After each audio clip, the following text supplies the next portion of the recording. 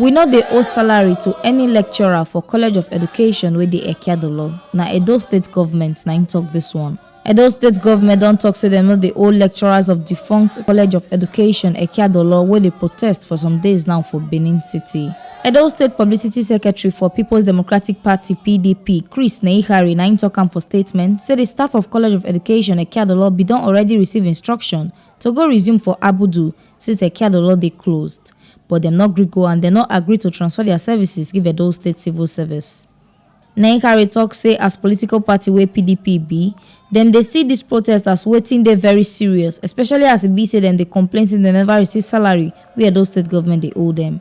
Im say the state government no dey owe salary or pension for any sector wey dey Edo State. Una go sabi say the last APC administration wey be Adams Oshiomhole own be established 2 new state universities the same day.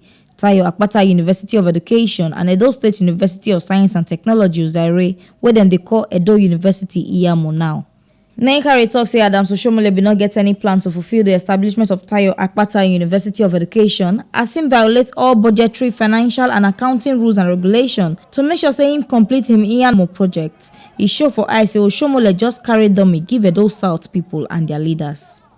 PDP Publicity Secretary say him wonder how them take build new university from scratch, get accreditation, begin admit students, but Tayo Akpata University of Education, wey don already first get ogbonge infrastructure for ground, no even get toilets, not to talk of say dem wan admit students for Adams Oshiomhole administration.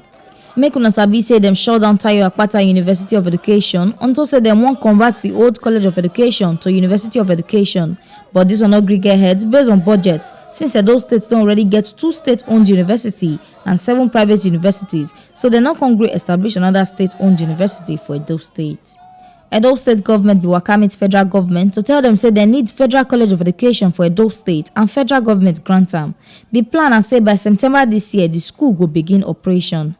And since the staff na workers of Edo State government, they become redeploy them go State College of Education with 3 campuses. Them even disobey the directive wey dem receive to carry theirself enter Edo State Civil Service.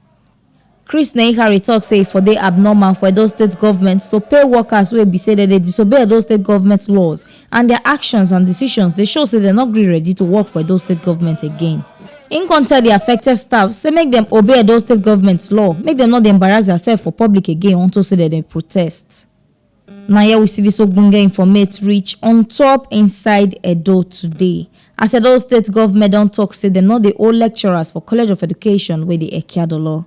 Make una sabi say na TMC TV na im carry this ogbonge informate come give una, and my name na Edogogo Edoleye.